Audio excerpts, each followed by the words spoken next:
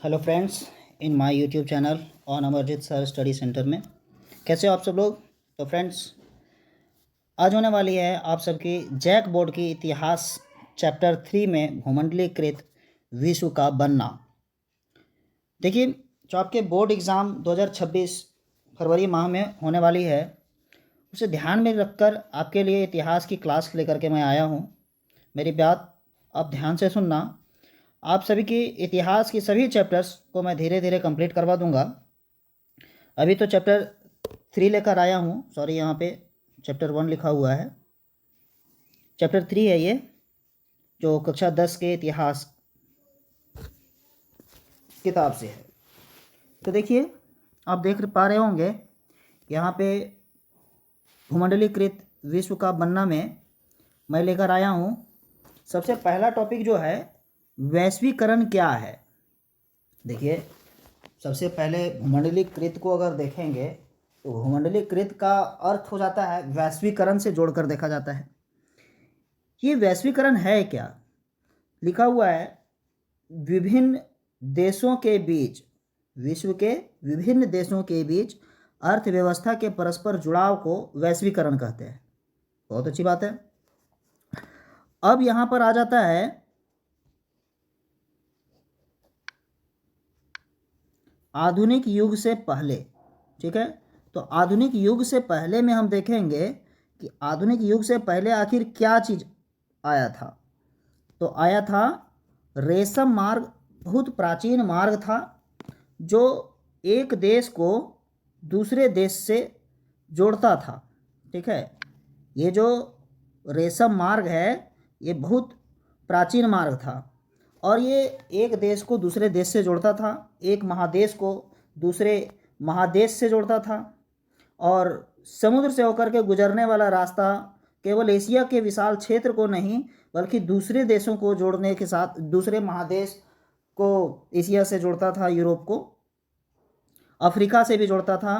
और इसी रास्ते से भारत व दक्षिण पूर्व एशिया के कपड़े मसाले दुनिया के दूसरे भागों में पहुंचते थे और वापसी में सोना चांदी जैसे कीमती धातुएं जो है यूरोप से एशिया पहुंचती थी।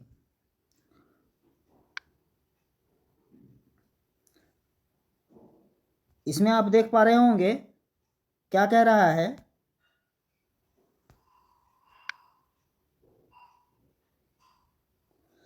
कि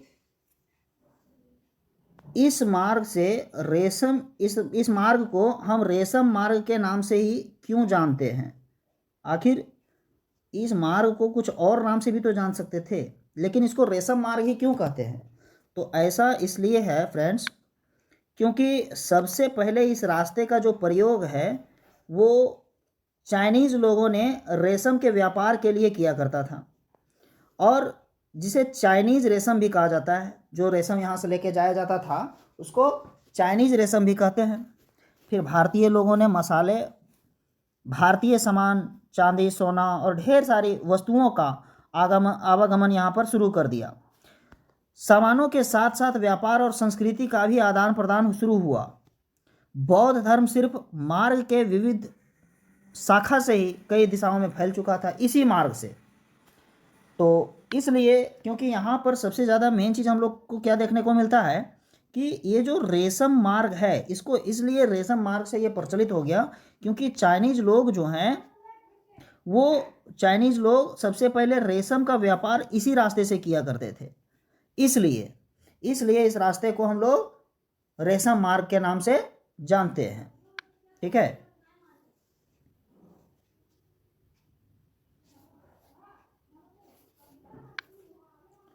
आगे देखते हैं।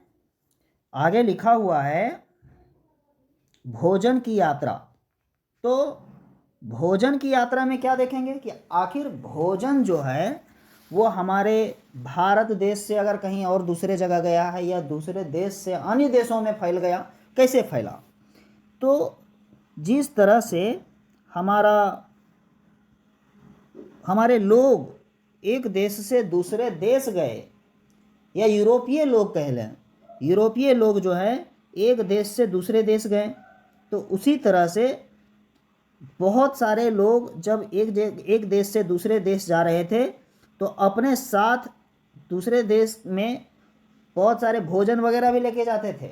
जहाँ जाते थे वहाँ पर अपनी सभ्यता, संस्कृति, धरोहर, जो भी चीज़ें थी वो सब लेके जाते थे, क्योंकि जीने खाने के लिए सिर्फ वो आप अकेले में चला जाना थोड़े होता है। वहाँ जाने के बाद फिर आखिर रहेंगे कैसे, खाएंगे कैसे, और जो सभ्यता और संस्कृति है, भाषा है, वो तो जाना ही जाना है उनके साथ। तो अपने साथ में ये नूडल्स और नूडल्स और पास्ता जिसको देख ले, जो कि चीन से आया था, संभवतः ऐसा माना जाता है, और एनसीईआरटी में भी यही चीज़ पढ़ने के लिए आप लोग को मिलेगा। अच्छा, आलू का प्रयोग देख लीजिए। आलू भी इसी तरह से एक जगह से दूसरे जगह यूरोपीय लोगों ने लेके गया, भारत भी लेके आए थे, और इससे क्या हुआ, यूरोप की ज़िंदगी बदल गया। जब यूरोप में जिस समय आलू नहीं था, उस समय लोग भूखे रहते थे, अनाज की कमी पड़ती थी, खाद्यान्न की, अन्न की। और जब आलू वहाँ पर पहुँच गया तो इसके बाद उनकी औसत उम्र जो है ना, ये औसत उम्र बढ़ गई इनकी। और इसी तरह से जो आयरलैंड है, आयरलैंड के लोगों का भी यही हाल था। ये लोग आलू पर इतने ज़्यादा निर्भर हो चुके थे कि 40 के दशक के मध्य में, यानी 1940 से लेकर के बात करें 1840 से लेकर 1849 तक, इस समय क्या हुआ कि आयरलैंड में आलू की फसल में कोई बीमारी आ गई, और इसके वजह से वहाँ की फसल बर्बाद हो गई, और बहुत सारे लोग भूखे मर गए। देखिए यहाँ पर क्या लिखा है, आयरलैंड में आलू का अकाल, नहीं, आलू में बीमारी हुआ था। तो कब आया था, तो ये हुआ था 1845 से लेकर 1849 के समय में, ठीक है।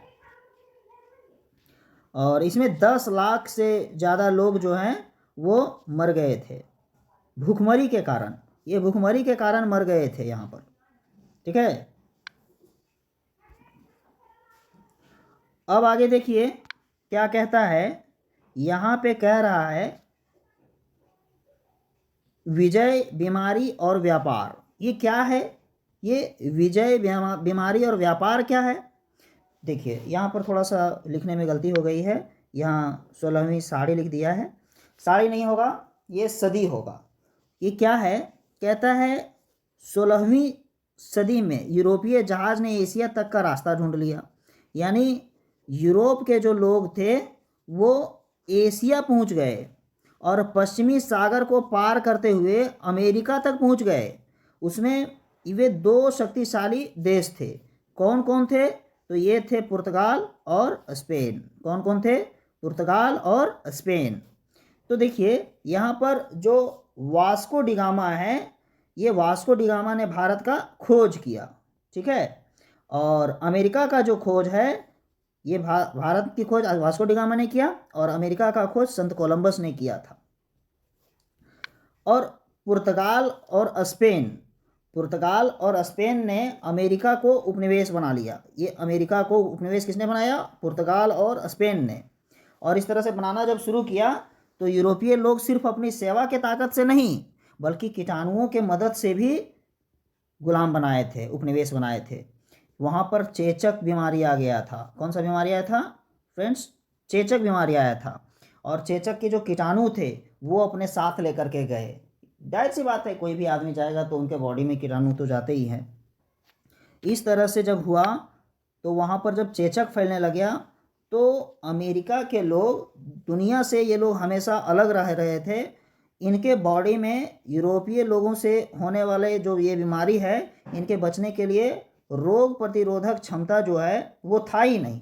अब इसके नहीं होने के कारण क्या हुआ फ्रेंड्स, नहीं होने के कारण क्या होता था कि इनको बीमार हो गए ये, और फिर ये मर गए। तो इस तरह से यूरोपीय लोग जो अमेरिका गए, उन लोगों के लिए ये काम तो बहुत आसान हो गया, वहाँ पर लोगों को गुलाम बनाना। तो ये गुलाम बना लिए, इस तरह से अमेरिका के लोगों को भी उपनिवेश बना लिए। अब आगे पढ़ते हैं। देखिए लिखा हुआ है 19वीं शताब्दी। तो ये 19वीं शताब्दी में क्या होता है, 19वीं शताब्दी के बाद दुनिया जो है बहुत तेज़ी से बदलने लग गई थी। 19वीं शताब्दी के बाद दुनिया बहुत तेज़ी से बदलने लगी थी, और इसमें इसलिए क्योंकि इसमें राजनीतिक, सामाजिक, सांस्कृतिक और तकनीकी के कार्य में पूरे समाज की काया को पलट दिया था। विदेशी संबंध जो है सो ज़्यादा बढ़ने लग गए थे। देखिए, विदेशी संबंध जो है वो बहुत ज़्यादा बढ़ने लगे। विशेष रूप से इन सालों में 3 प्रकार के प्रवाह हुआ। प्रवाह मतलब गति। 3 प्रकार की गतियां देखने को मिलती है, 1, 2 और ये 3। क्या था? तो पहला था व्यापार का प्रभाव, फिर दूसरा था श्रम का प्रवाह और तीसरा था पूंजी का प्रवाह। प्रवाह यानी कि दुनिया में ये चीज़ें फैली, व्यापार फैला, श्रम फैला, मजदूर और पूंजी भी गया। तो इस तरह से 3 प्रवाह देखने को मिलते हैं दुनिया में। अच्छा, अब क्या है, एक एक करके देख लेते हैं। व्यापार का प्रवाह में क्या चीज़ मिला? तो ये जो व्यापार का प्रवाह है, इसमें क्या कहता है कि 19वीं सदी में वस्तुओं को लेके जाया गया। क्या क्या? जैसे कि कपड़े, जैसे कि गेहूं, ये सब चीज़ का व्यापार सीमित था पहले, लेकिन अब ऐसा नहीं हो रहा था। अब ऐसा नहीं हो रहा था। क्या हो रहा था? अब जो है ये व्यापार फैल रहे थे। ठीक है। श्रम का व्यापार हुआ। व्यापार तो आप समझ गए, व्यापार का प्रवाह। अब श्रम का प्रवाह, मजदूर लोग कैसे गए, लोग कैसे गए काम करने के लिए एक जगह से दूसरे जगह। देखिए दोस्त, क्या होता है कि ये लोग जो हैं श्रम के व्यापार प्रवाह में हम लोग देखेंगे, इसमें जो लोग हैं काम की तलाश में किस लिए जाते हैं? काम की तलाश में एक जगह से दूसरी जगह जाते हैं। और यूरोप के लगभग 5 करोड़ लोगों ने बेरोजगारी के कारण यूरोप को छोड़ दिया। यूरोप को छोड़ दिया और ऑस्ट्रेलिया में, अमेरिका में जाकर के बस गए। तो इस तरह से अमेरिका और ऑस्ट्रेलिया में यूरोप के लोग गए, तो क्या हुआ? लोग एक जगह से दूसरे जगह गए, एक देश से दूसरे देश गए। फिर अगला है पूंजी का प्रवाह। तो पूंजी का प्रवाह में क्या देखेंगे? ये जो पूंजी का प्रवाह है, यानी पूंजी भी गया एक जगह से दूसरे जगह। कुछ समय के लिए पूंजी को दूर दराज इलाकों में निवेश कर दिया जाता है। इसमें अमेरिका के लोग सबसे आगे थे, क्योंकि इनके पास जो है वो पैसे निवेश करने के लिए बहुत ज़्यादा थे। इसलिए इन्होंने अपनी पूंजी को दूसरे देशों में निवेश करना शुरू कर दिया। ठीक है। अब देखिए, तो इस तरह से क्या हुआ? पूंजी भी एक जगह से दूसरे जगह चली गई, मजदूर भी एक जगह से दूसरे जगह चले गए और व्यापार भी गया। ठीक है। अगला पॉइंट जो आ जाता है हमारे फ्रेंड्स, ये आ जाता है विश्व अर्थव्यवस्था का उदय। और इसमें हम लोग मुख्य रूप से हम लोग पढ़ेंगे एक चीज़ है, ये कॉर्न लॉ। ये कॉर्न लॉ क्या है? आप लोग मक्का तो जानते होंगे। तो मक्के के ऊपर कानून लागू कर दिया गया था, टैक्स लगा दिया गया था, और उसके लिए जो कानून लागू किया गया उसको कॉर्न लॉ कहा गया।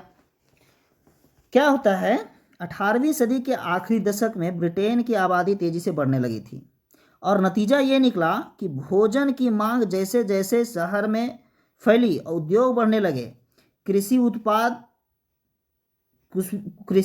की महंगाई बढ़ने लगी, कृषि उत्पाद बढ़ने लग गए और मांगे जब बढ़ने लगी कृषि उत्पाद की, तो बड़े बड़े भूस्वामियों ने दबाव डाला सरकार पर और क्या बोला, उसके आयात पर पाबंदी लगा दी। सरकार को बोले कि आप जो है दूसरे देशों से यहाँ पर अनाज को नहीं आने दीजिए, और सरकार भी जो है सो पाबंदी लगा देती है। तो जिस कानून के सहारे सरकार जो है वो कानून लागू करती है, लोगों को आने से मना किया जाता है, उसे ही क्या कहा जाता है? उसे ही कहा जाता है कॉर्न लॉ। उसे ही क्या कहा जाता है? Corn law. ठीक है। देखिए, कुछ दिनों के बाद ब्रिटेन में बहुत ही ज़्यादा जनसंख्या बढ़ गई। अब जनसंख्या जो बढ़ जाता है ना, इसके वजह से भोजन की मांग भी बढ़ गई और कृषि आधारित सामान की मांगों में भी वृद्धि होना शुरू हो गया। भुखमरी से पहले ही सरकार जो है सो कृषि कर को समाप्त कर दिया था,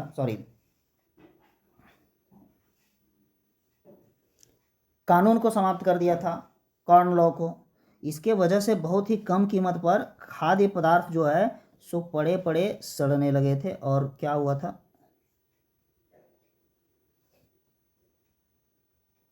सॉरी इस वजह से बहुत ही कम कीमत पर खाद्य पदार्थों का आयात किया जाने लगा था, क्योंकि वहाँ पर भूखमरी फैल गई थी और कृषि वगैरह की कमी पड़ गई थी इसलिए। और आयात खाद्य पदार्थों के लागत ब्रिटेन में पैदा होने वाले खराब पदार्थों से भी जो फसल थे उससे भी कम था। यानी कि ब्रिटेन में जो फसल लग रहे थे, जो लगाए जा रहे थे, उत्पादन किया जा रहा था, उसका जो कीमत था उससे भी कम कीमत में दूसरे देश से वहाँ खाद्य पदार्थ आ जा रहा था। इसीलिए ब्रिटिश किसानों की हालात जो है सो बिगड़ने लगी थी, क्योंकि जो बाहर से माल आ रहा था ना उसका मुकाबला ब्रिटिश किसान कर ही नहीं पा रहे थे, यह दूसरे देश। और इसलिए विशाल भूभाग पर खेती करना बंद कर दिए। हजारों लोग जो है सो बेघर हो गए, बेरोजगार हो गए, और वो गांव से उजड़ करके या तो शहर में या दूसरे देश में जाने लग गए थे। खाद्य पदार्थ की कीमतों में गिरावट आ गई और ब्रिटेन में उपभोग का स्तर जो है बढ़ गया। औद्योगिक प्रगति काफ़ी तेज़ी से हुई और आय में वृद्धि हुई। खाद्य पदार्थों का भी ज़्यादा मात्रा में आयात होने लगा। पूर्वी यूरोप, रूस, अमेरिका, ऑस्ट्रेलिया, दुनिया के हर हिस्से में ब्रिटेन को पेट भरने के लिए ज़मीनों को साफ़ किया जाने लग गया, वहाँ फसल लगाया जाने लग गया। और इस प्रकार से दूसरे देशों से ब्रिटेन में क्या आने लग गया, तो खाद्य पदार्थ आने लग गया। दूसरे देशों से क्या आने लग गया, खाद्य पदार्थ। ये खाद्य पदार्थ जो है दूसरे देशों से कहाँ आने लग गया, तो ब्रिटेन में आने लग गया। और इस तरह से बहुत सारी वस्तुएं जो है वो कहाँ पहुंची, इस ब्रिटेन में पहुंच गई।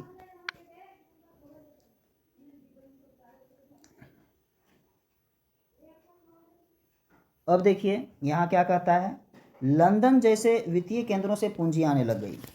लंदन से पूंजी आ रहा था, पूंजी को मंगाया जा रहा था। कहाँ से, लंदन से पूंजी मंगाया जा रहा था। अमेरिका और ऑस्ट्रेलिया जैसे जिन स्थानों पर मजदूरों की कमी थी वहाँ लोगों को ले जाकर बसाया जाने लगा, यानी श्रम का प्रवाह हो गया। क्या हुआ, तो श्रम का प्रवाह होने लगा। अच्छा, 19वीं सदी में यूरोप के लगभग 5 करोड़ लोग अमेरिका में, ऑस्ट्रेलिया में जाकर बस गए। रेलवे का निर्माण किया गया और इस तरह से बदलाव पंजाब में भी हमारा देखने को मिलता है। ब्रिटिश सरकार ने जो अर्ध रेगिस्तानी क्षेत्र जो है, ये अर्ध रेगिस्तानी क्षेत्र में क्या किया, तो इसको उपजाऊ बनाने के लिए नहरें बनाया, इसका जाल बिछा दिया, नहरें बना दिया, यानी कैनाल बनाया। ठीक है, और इसी को, ये जो नहर बनाया गया, फिर वहाँ पर घर बनाया गया, कॉलोनी बना दिया गया, और इसीलिए इसको क्या कहा जाता है, नहर कॉलोनी भी बोला जाता है, कैनाल कॉलोनी या फिर नहर कॉलोनी। तो कहाँ लगाया गया था, पंजाब में।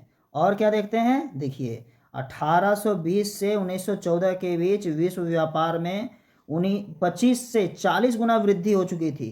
इस व्यापार में लगभग 60% हिस्सा बढ़ गया था। अच्छा, आगे देखिए,